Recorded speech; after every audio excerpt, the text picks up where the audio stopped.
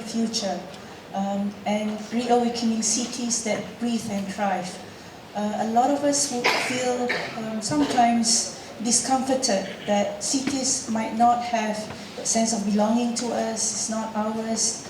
But I'm quite teruja, that's the word, very interested that our dear mayor, or beloved mayor, was saying that make this city a livable city. Not just livable, but livable. That's very, very interesting. So this session, we'll try and have conversations on reshaping cities.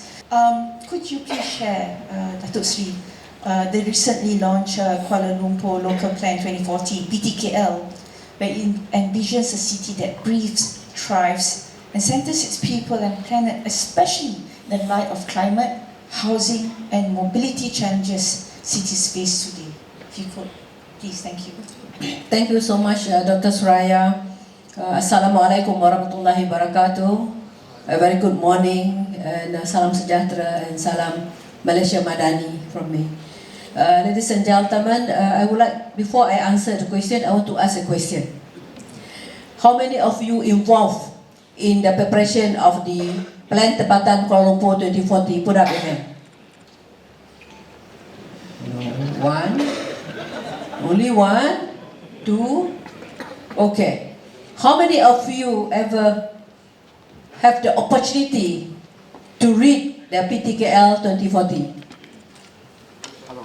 1, 2, 3, 4, 5, 6, 7. Wow. So the rest, you have no idea what is a PTKL 2040? Huh? No, okay. Because PTKL 2040 actually took 2 years, almost 2 years to prepare, and we received almost 38,000 inputs from the warga kota Kuala Lumpur. So I thought that maybe many of you are here also giving us the feedback. But anyway, I would like to share with you that PT is Plan Tempatan Kuala Lumpur 2040 is our plan. I want you to have that sense of belonging. If you don't have a chance to read it, please after this, look at our portal, download. Or you can come to our office and get a copy. And you can come and see my officer, Wahida. Where are you? Where is Wahida? At the back, yes. Because this is our plan. My colleagues, friends, partners, this is our plan because PTKL is the only document that we prepared with a very long process, 73 engagement, 38,000 inputs, and for 2 years, and this is the only plan that guide and control the development of Kuala Lumpur. When I mention about the development of Kuala Lumpur, it's not only skyscrapers, it's development in terms of physical, economic, environmental, social, and psychological. And this is the plan for investment, the plan to guide the development maybe for property developers, for architects, for planners, for the other professionals, for doctors, and also for the government department, for the government agencies, and whatever that is related, that are involved in the business in Kuala Lumpur. So, first thing is that this is our plan, not DBKL local plan, not DBKL local plan, not also the planning local plan. This is our local plan. I want to put that across to you. Second is that when you mention about the local plan, it was gazetted on the 11th of June, and it's already now. We are following all the development in Kuala Lumpur. We follow the local plan. I think it's very, very timely. If you see that very aligned and relevant to the title, to the topic today, city that thrive and belongs. And then this is also when you mention about the local plan, it's not only about the density, the zoning, and the plot ratio. I think this is the D plan that will guide and control the development up to 2040. But of course, before the 2040, there will be a room for amendments and all that, but it must be according to the local plan, to the procedure.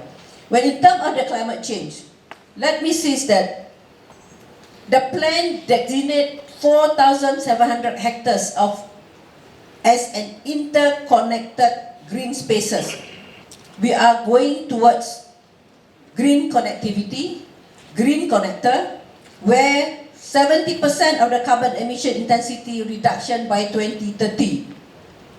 It's very high order. This is not my Munas plan. This is what all of you want, because we had a very long engagement. Everyone said, hey, we need to reduce 70% of carbon emission by 2030. And at that time, it's also mentioned that we will plant 1 million trees, and we would like to increase the open space per person 20 square meter. At the moment now, we have 10 square meter per person for an open space. And at the same time, this will also include to manage flood risk, lower urban temperature. Now, even now in Kuala Lumpur, I think we can feel the heat. And now, I think the few days ago it was haze. It's not, the sky is not so clear in Kuala Lumpur at the moment.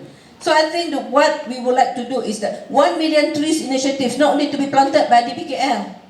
So we all of us must have the sense of belonging to this plan. So we have to own this plan. So for example, like growing needs of the housing. In Kuala Lumpur, 63.3%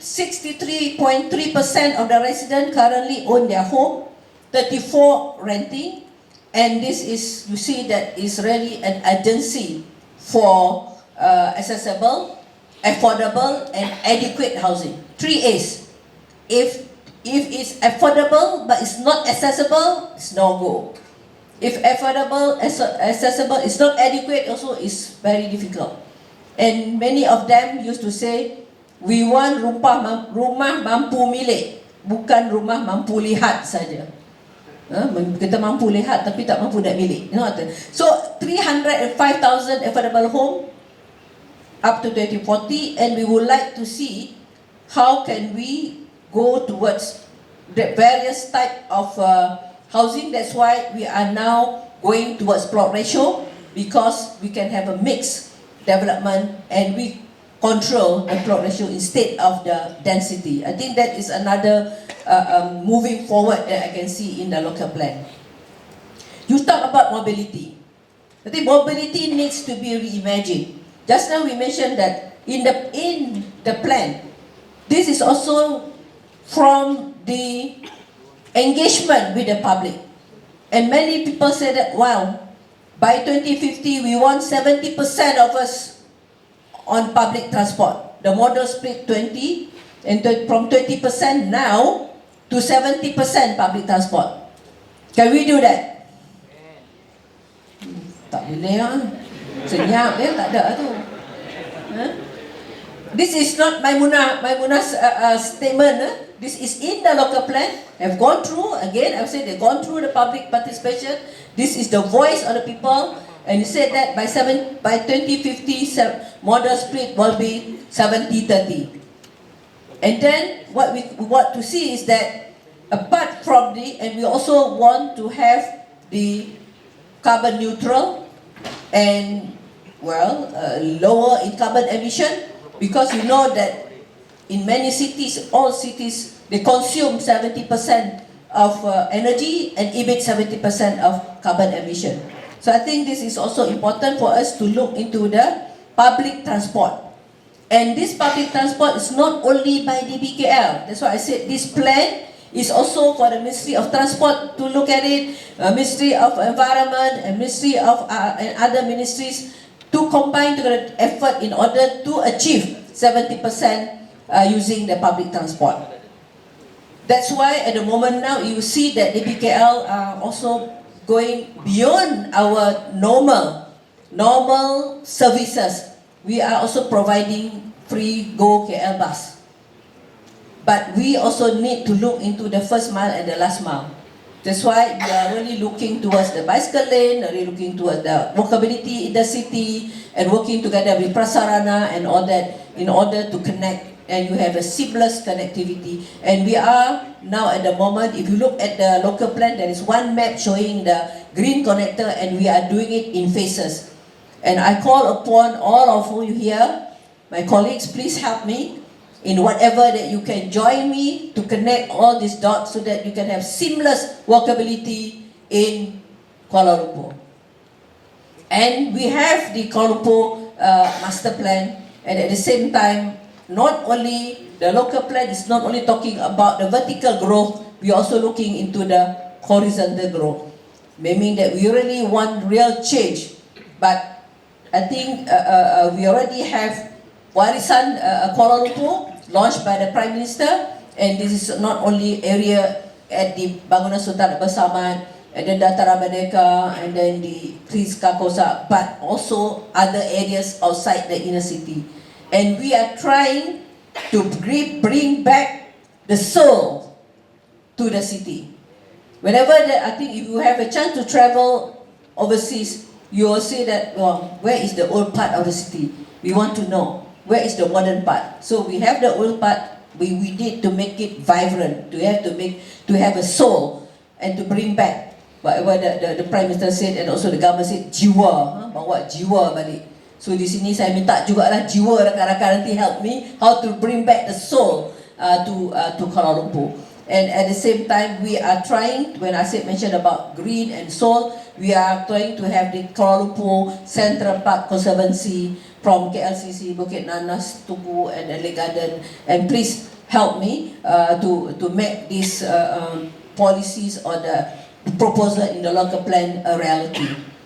And again, I would like also to mention about our effort with the community. When you talk about city for all, when you talk about inclusivity, how do we translate this word? It's easy, inclusivity, city for all, into action on the ground. That's why we are also working together with many of our partners in the private sector, in the public sector, to have the program, we call it K2K, or Kita Untuk Kita, empowering around 600,000 residents in public and social housing communities through investment of the upgraded public spaces, livelihood program, youth employment, and improved nutrition together with UNICEF. So I think this is not only to make the city livable, as Dr. Soraya said, is lovable. People love us. People love the city. I think this is the key achievement if we would like to see that the city become vibrant and healthy. And another one that we would like to share with you is that all this can be achieved. I'm always promoting the principle of 4P. Public, private, people partnership. People used to say that yes, we can have a public-private partnership, but we have public-private people partnership. If you have the money, if you have the policy, but without the people's engagement, then it will be turned to stall. So I think this is very important for us to have public-private people partnership, and how we can integrate the local plan, and at the same time how can co-create the spaces with the people. And I started with a few program at the local level, that local. When I came into Kuala Lumpur, they said that we have a local agenda 21. Then I mentioned I don't want to have agenda anymore. Let's turn LA 21 into local action 21. Action oriented. If you put an agenda, it's only agenda there, agenda, I don't know where are we going. So now, the local action 21, we have many programs like urban farming, food security, at the same time talent, and bringing back using bringing the youth together, and then of course I'm a champion of gender mainstreaming, the women and also the girls together with us, and how to make their livelihood better. 3 minutes more, okay? So actually, let me close. My statement is let me close. Yeah. So if you have the opportunity to read, to have the local plan have 2 volumes. The first volume is all the proposal. Every inch of land, every lot of land in Kuala Lumpur, you will see what is the zoning, what is the density, what is the plot ratio. So any one of you have a land in Kuala Lumpur, it's better go and check whether your land is color green, then become open space. If your land is color blue, that is commercial. Color pink is a residential. Please, every lot that is in Kuala Lumpur, you will see the zoning and will see the control and the development. That's one. That is the first volume. The second volume is how we translate from the RM12 to the structure plan, to the local plan, and now to the action area plan, which I have every year. We call it focus. This year we have 5 focus and we have 13 outcomes to be achieved this year. So we must have the very clear translation, plan to practice and to action to impact. So please, after this, quickly, immediately after this, or maybe now, you can look into the portal and download our local plan. Thank you so much. Over to you, Dr. Soraya. Thank you.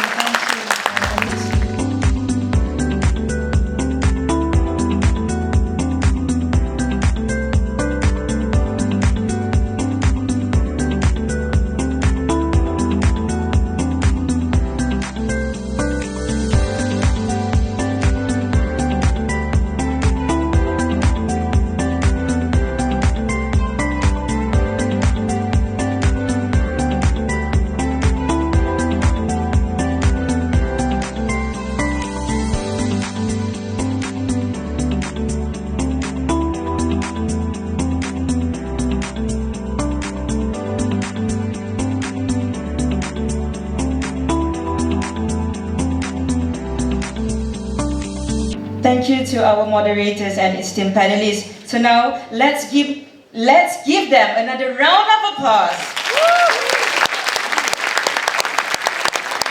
Kindly remain on stage for the next session.